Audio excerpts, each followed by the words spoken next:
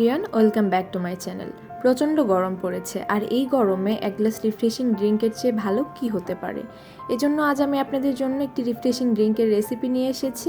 এখানে স্ট্রবেরি নিয়েছি, লেবু, পুদিনা পাতা, স্প্রাইট এবং সামান্য পরিমাণ লবণ ও চিনি। স্ট্রবেরিগুলো ভালোভাবে ধুয়ে কিউব করে কেটে নিতে হবে। আপনারা চাইলে ইফতারিতে এক গ্লাস করে এই ড্রিঙ্ক সার্ভ করতে পারেন। আশা করছি সবাই অনেক পছন্দ করবে, আর বাচ্চারা তো অনেক বেশি পছন্দ করবে। স্ট্রবেরি কাটা হয়ে গিয়েছে, আমি যে পাত্রে ড্রিঙ্কস বানাবো সেই পাত্রে দিয়ে দিচ্ছি। এ পর্যায়ে লেবুর রস দিয়ে দিচ্ছি, এর মধ্যে পুদিনা পাতা দিয়ে দিব,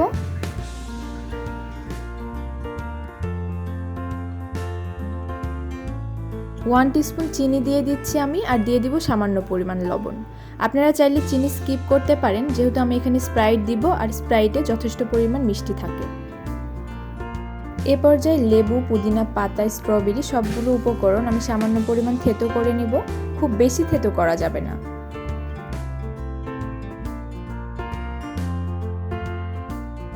সবগুলো উপকরণ থেতো করা হয়ে গেলে এর মধ্যে আমি অর্ধেক পরিমাণ স্প্রাইট দিয়ে দিচ্ছি, আর দিয়ে দিব ফ্রিজের ঠান্ডা পানি। এখানে আপনারা আপনাদের পছন্দ মতো যে কোনো একটি সফট ড্রিঙ্ক ইউজ করতে পারবেন, শুধু যে স্প্রাইটই করতে হবে এমন কোনো কথা নেই।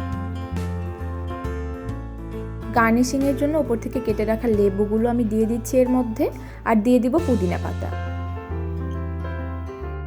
এই তো তৈরি হয়ে গেল মজাদার এবং খুবই রিফ্রেশিং এই ড্রিঙ্ক।